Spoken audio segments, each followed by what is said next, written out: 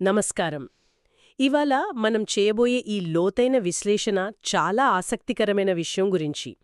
అసలు మన ప్రపంచంలో మహాసముద్రం అనేది ఒక అద్భుతమైన, గంభీరమైన సృష్టి కదా. ఖచ్చితంగా. సముద్రం యొక్క విశాలత, దాని లోతు ఎప్పటికీ మనిషిని ఆశ్చర్యపరుస్తూనే ఉంటాయి. అయితే ఇవాళ మనం ఈ మహాసముద్రానికి, అలాగే బుద్ధుని బోధలైన ధర్మం మరియు వినయాలకు మధ్య ఉన్న అద్భుతమైన 8 పోలికలను లోతుగా చర్చించబోతున్నాం. ఈ విశ్లేషణ ఉద్దేశ్యమేమంటే, అత్యంత బలమైన సముద్రం యొక్క లక్షణాలను మనిషి అంతరంగ ప్రయాణానికి ఎలా అన్వయించవచ్చో విదామర్చి తెలుసుకోవడం. ఇది నిజంగానే చాలా లోతైన అంశం. ఎందుకంటే మహాసముద్రం యొక్క బాహ్య లక్షణాలను మనిషి అంతరంగ ప్రయాణానికి మరియు ముఖ్యంగా ధర్మం, వినయం అనే ఉద్ధత్తమైన స్థాయికి తీసుకువెళ్లే మార్గాలకి ఎంత చక్కగా అన్వయించవచ్చో ఈ పోలికలు స్పష్టం చేస్తాయి. ఈ పోలికల వెనక ఉన్న తత్వికతని ఖచ్చితంగా లోతుగా చూడాలి. అవును, సముద్రం గురించి ఆలోచించినప్పుడు మొదట మన మనస్సుకు వచ్చే విషయం దాని లోతు. మనం సముద్రంలోకి అడుగుపెట్టిన వెంటనే ఒక్కసారిగా 10,000 అడుగుల లోతులోకి పడిపోము. సముద్రం క్రమంగా, నిదానంగా లోతుకు వెళ్తుంది. ఒక క్రమబద్ధమైన వాలు ఉంటుంది. ఇది మనిషి ఆధ్యాత్మిక ఎదుగుదలకు ఎంత చక్కటి పోలిక. ఖచ్చితంగా అటుకుతుంది ఈ పోలిక. ఆధ్యాత్మిక మార్గంలో కూడా ఎవరూ ఒక్కసారిగా ఉన్నత స్థితిని, అంటే అర్హంత స్థితిని చేరుకోలేరు. ఇది క్రమబద్ధమైన శిక్షణ, క్రమబద్ధమైన ఆచరణ ద్వారా మాత్రమే సాధ్యమవుతుంది. శీలము, సమాధి, ప్రజ్ఞ అనే 3 దశలలో ఈ ఎదుగుదల ఉంటుంది. అంటే మొదట నైతిక విలువలను పాటించడం, తర్వాత మనస్సును ఏకాగ్రం చేయడం, ఆ తర్వాత జ్ఞానాన్ని పొందడం, ఇలా క్రమంగా వెళ్తారు అనమాట. అవును, ఇది ఒక్కసారిగా జరిగే అద్భుతం కాదు. ఎవరైనా ధ్యానంలో కూర్చున్న మొదటి రోజే అంతా తెలిసిపోవాలి, జ్ఞానోదయమైపోవాలి అనుకుంటే అది సాధ్యం కాదు. నిజమే. ఇది సముద్రం లోతుకు వెళ్లిన విధంగానే ఒక్కొక్క అంచెను దాటుతూ వెళ్లే ప్రయాణం. ముందు వాటికంటే తక్కువ లోతున్న నీళ్లలో ఈత నేర్చుకోవాలి. అంటే నైతికతనో, క్రమశిక్షణను అలవర్చుకోవాలి. ఆ తర్వాత లోతైన జ్ఞానంలోకి వెళ్లగలరు. ఇది సాధకులకు చాలా ఉరాస ఇచ్చే విషయం.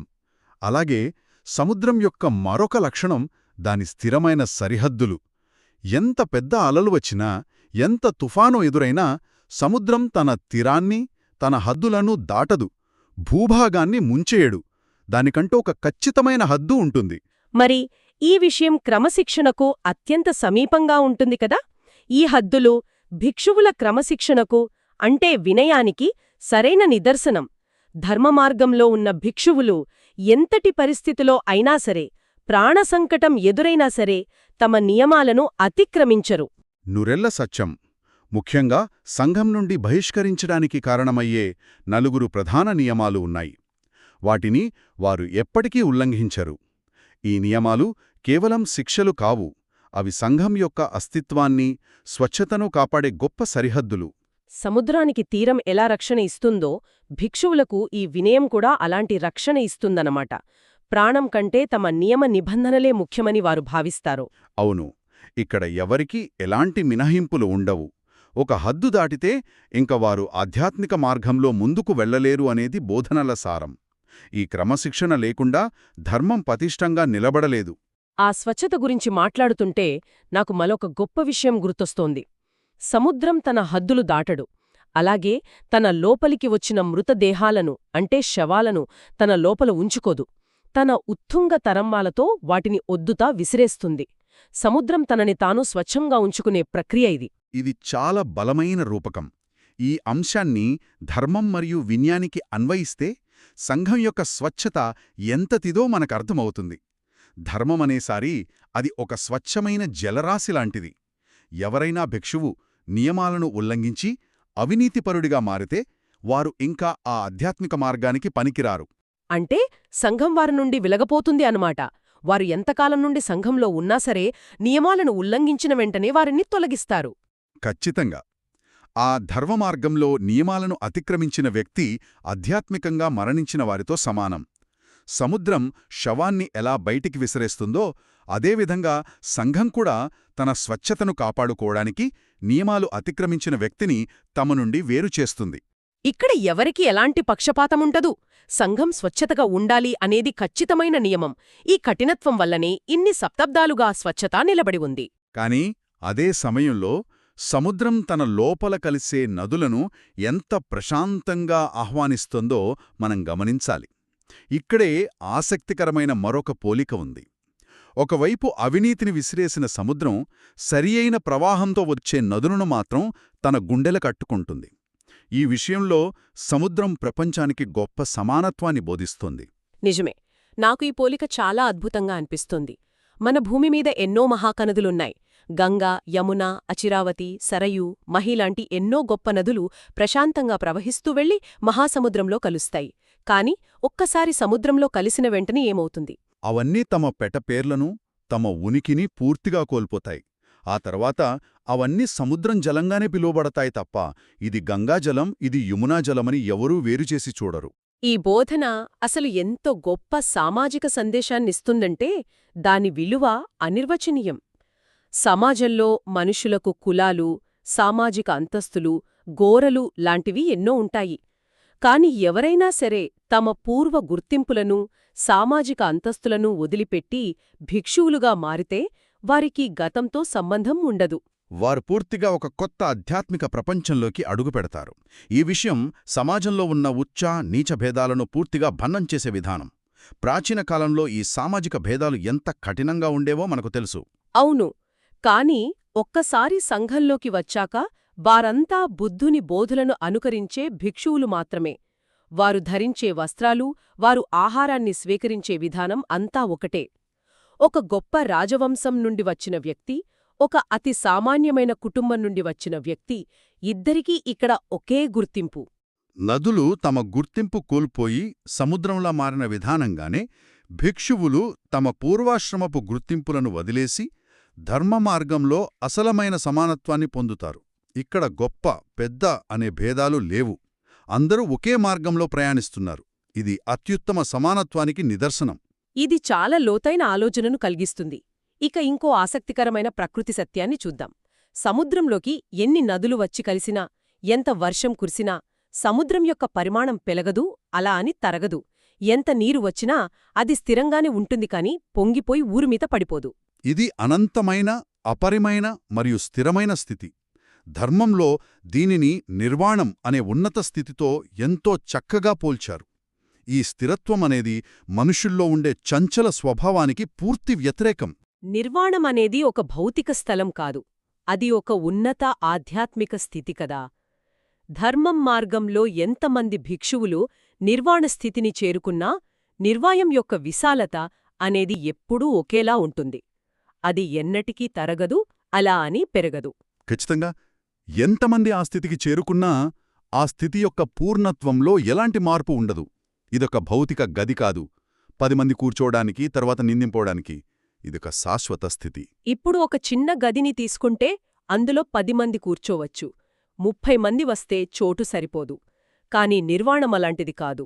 ఇది ఒక పరిపూర్ణమైన, అనంతమైన స్వభావస్థితి. ఇక్కడ స్థలం సరిపోతుందా లాంటి భౌతిక ప్రశ్నలకు తావులేదు. ఎంతమంది జ్ఞానం పొందినా ఆ జ్ఞానం యొక్క పరిమాణం ఇంకా అందుబాటులోనే ఉంటుంది. అలాగే ఆ స్థితికి సంబంధించి ఇంకో లోతైన విషయముంది. సముద్రమంతా కూడా కేవలం ఉప్పు అనే ఒకే ఒక్క రుచిని కలిగి ఉంటుంది. మనం సముద్రంలో ఎక్కడ నీరు తీసుకుని రుచి చూసినా అది ఉప్పుగానే ఉంటుంది. వేరే ఎక్కడనకైనా వెళ్ళి చూసినా అదే ఉప్పు రుచి. దానిలో తేడా ఉండదు. ఈ అంశం ధర్మంలోని విముక్తి అనే రుచికి ప్రతీకగా చెబుతారు. ఈ బోధలు ఎంత విస్తృతంగా ఉన్నా, ఎన్నో నియమాలు, ఎన్నో సూత్రాలు ఉన్నా వాటన్నిటి అంతిమ లక్ష్యం మరియు రుచి ఒక్కటే. అదే విముక్తి అంటే స్వేచ్ఛ. మనిషి తన అజ్ఞానం నుండి, కోరికల నుండి స్వేచ్ఛను పొందడమే ఈ అంతిమ రుచి. ఇది చాలా ముఖ్యమైన విషయం. ఎందుకంటే ఆధ్యాత్మిక మార్గంలో ఎన్నో విధాలైన ధ్యాన పద్ధతులు, ఎన్నో తాత్విక చర్చలు ఉండవచ్చు. కాని అవన్నీ దుఃఖాన్ని తగ్గించడానికి, అజ్ఞానం మరియు తృష్ణ అంటే కోరికలు వల్ల కలిగే బంధాలను తెంచుకోవడానికే ఉపయోగపడాలి. బోధనాలు వేరువేరుగా అనిపించవచ్చు, తత్వాలు వేరుగా ఉండవచ్చు, కాని అంతిమ ఫలితం మాత్రం దుఃఖం నుండి పూర్తి విముక్తి పొందడమే. సముద్రమంతా ఒకే ఉప్పురుచిని ఎలా కలిగి ఉంటుందో ధర్మమంతా కూడా ఒకే విముక్తి రుచిని కలిగి ఉంటుంది. నిజమే. ఈ విముక్తి లేకపోతే అది ధర్మం కాదు. ఈ విముక్తికుండా ఇంకొకటేదైనా ఉంటే అది ఖచ్చితంగా బుద్ధుని బోధ అయ్యుండదు. ఈ మార్గమంతా విముక్తి రుచితో నిండి ఉంది. కాని ఈ మార్గంలో నడిచేవారికి ఎన్నో అమూల్యమైన విషయాలు దొరుకుతాయి. సముద్రం పైన మాత్రమే కాదు, దాని అడుగున కూడా ఎన్నో అద్భుతాలున్నాయి. సముద్రం లోతుల్లో ముత్యాలు, స్ఫటికాలు, పగడాలు, బంగారం, వెండి, మణిక్యాలు లాంటి ఎన్నో విలువైన సంపదలు దాగి ఉంటాయని మనకు తెలుసు. అవి అందరికీ కనిపించవు, కాని లోతుకు వెళ్లిన వారికి ఖచ్చితంగా దొరుకుతాయి. ధర్మమనే సముద్రంలో కూడా అలాంటి ఎన్నో అత్యంతమైన విలువైన సంపదలున్నాయి. ఇవి భౌతికమైన బంగారం, వెండి కావు. ఇవి మనిషి అంతరంగ ఎదుగుదలకు సహాయపడే ఆధ్యాత్మిక రత్నాలు. ఉదాహరణకు 4 స్మృతి ప్రస్థానాలు, 4 సమ్యక్ ప్రయత్నాలు, ఆర్య అష్టాంగ మార్గం, 7 బోధ్యాంగాలు లాంటివి. ఇవి మనిషిని పూర్తిగా మార్చే గొప్ప సంపదలు. భౌతిక రత్నాలు కేవలం ప్రపంచిక సుఖాన్నిస్తే, ఈ ఆధ్యాత్మిక రత్నాలు శాశ్వత శాంతిని ఇస్తాయి. ఈ ఆర్యాష్టాంగ మార్గం ఇది నిజంగా ఒక గొప్ప రత్నం. సమ్యక్ దృష్టి, సమ్యక్ సంకల్పం, సమ్యక్ వాక్, సమ్యక్ కర్మ, సమ్యక్ ఆజీవం, సమ్యక్ వ్యాయామం, సమ్యక్ స్మృతి, సమ్యక్ సమాధి. ఈ 8 అంశాలు మనిషి జీవితాన్ని పూర్తిగా మార్చేసి జ్ఞానం వైపు నడిపిస్తాయి. ఇవి ప్రపంచంలో దొరికే ఎటువంటి భౌతిక రత్నాల కంటే గొప్పవి. ఎందుకంటే ఒక్కసారి ఈ రత్నాన్ని పొందితే ఇంక జీవితంలో ఎటువంటి దుఃఖాన్ని ఎదుర్కొనే శక్తి లభిస్తుంది. ఇక ఆ భౌతిక రత్నాలు పోయి మాకు పర్లేదు అనిపిస్తోంది. ఈ సంపదలు వారిని క్లేశాల నుండి, అజ్ఞానం నుండి రక్షించి జ్ఞానమార్గం వైపు తీసుకెళ్తాయి. మరియు ఈ గొప్ప రత్నాలను పొందడానికి తదినంత గొప్ప సాధకులు కూడా ఈ మార్గంలో ఉన్నారు. వాళ్ళు సముద్రంలోని అతిపెద్ద జీవులతో పోల్చబడ్డారు. మీరు సముద్రంలోని మహాజీవుల గురించి చెప్పుతున్నారు కదా. సముద్రంలో చిన్న చిన్న చేపలతో పాటు తిమింగాలాలు, సొరచేపలు మరియు అసురులు, నాగులలాంటి మహాజీవులు నివసిస్తుంటాయి. సముద్రం ఎంత విశాలమో అందులో ఉండే జీవులు కూడా అంత బలమైన, విశాలమైన స్వరూపాలను కలిగి ఉంటాయి. ఆ జీవులను చూసినప్పుడు సముద్రం యొక్క పరిమాణం ఇంకా ఎంత పెద్దదో మనకు అర్థమవుతుంది. ధర్మమనే ఈ మహాసముద్రంలో కూడా మహాజీవులు అంటే గొప్ప ఆధ్యాత్మిక శక్తి కలిగిన భిక్షువులుంటారు. ఈ మార్గంలో వారు పొందిన జ్ఞానస్థాయిని బట్టి వారిని విభజించారు. ఉదాహరణకు శ్రోతపన్నుడు అంటే మార్గంలో ప్రవేశించినవారు మొదటి 3 బంధాలను తెంచుకున్నారు. సక్రితగామి అంటే ఒక్కసారి మాత్రమే తిరిగి వచ్చేవారు. క్రోధం మరియు కోరికలను సగం వరకు జయించారు. ఈ మార్గంలో వాళ్లు పొందిన శక్తి సామాన్యులకు అర్థం కాదు. అలాగే అనగామి అంటే ఇంకా తిరిగి రానివారు. భౌతిక ప్రపంచంపైకి వారికి ఎలాంటి ఆసక్తి ఉండదు. ఇక చివరిగా అర్హంత్ అంటే పూర్తిగా జ్ఞానాన్ని పొంది దుఃఖ విముక్తి పొందినవారు. సముద్రంలో తిమింగలం లాంటి మహాజీవులు ఎలా తన అస్తిత్వాన్ని చాటుతాయో ఈ ఆధ్యాత్మిక ప్రపంచంలో ఈ అర్హంత్లు కూడా అంతటి అపరమైన ఆధ్యాత్మిక శక్తిని కలిగి ఉంటారు. సముద్రంలో జీవుల పరిమాణాలు ఎలా వేరువేరుగా ఉంటాయో విముక్తి మార్గంలో ఉన్న ఈ సాధకుల బలం కూడా వివిధ దశలలో భిన్నంగా ఉంటుంది. కాని వారంతా అదే జలంలో ఉన్నారు.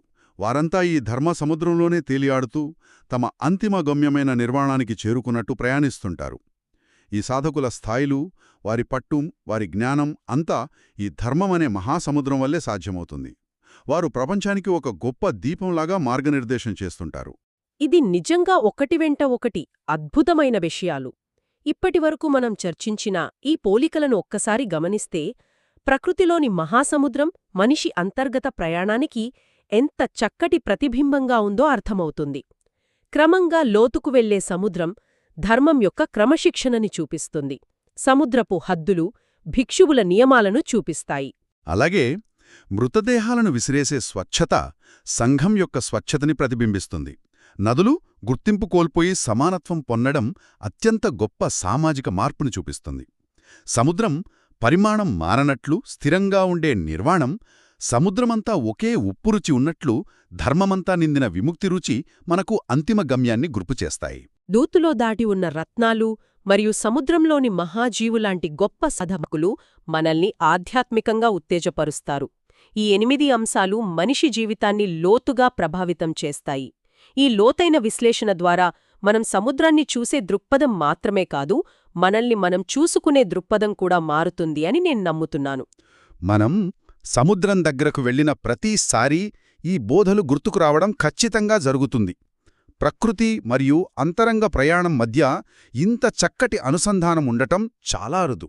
ఖచ్చితంగా ఇవాళ చర్చించిన విషయాలు ఒక ముఖ్యమైన ఆలోచనను రెక్కిత్తేస్తాయి. అపరిమైన సముద్రం ఎన్నో వైవిధ్యాలను, నదులను తన లోపలికి తీసుకుని చివరికి ఒకే ఉప్పు రుచిని అంటే విముక్తిని ఇస్తున్నట్లుగానే మన జీవితంలో ఎదురయ్యే అనేక అనుభవాలు, కష్టాలు, బంధాలు అన్నీ కూడా మనల్ని అంతిమంగా జ్ఞానం మరియు విముక్తి వైపుకే నడిపిస్తున్నాయా? అంతస్తులను పక్కన పెడితే మిగిలే అసలైన మన అంతరంగం ఎవరు? ఈ ప్రశ్నకు ఎవరికి వారు తమలో తాము లోతుగా అన్వేషించుకోవాలి. ఈ అన్వేషణ మనల్ని ఖచ్చితంగా ఒక కొత్త మార్పు వైపు నడిపిస్తుంది. అసలైన జ్ఞానం తన స్వంత అనుభవం నుండే ఉద్భవిస్తుంది.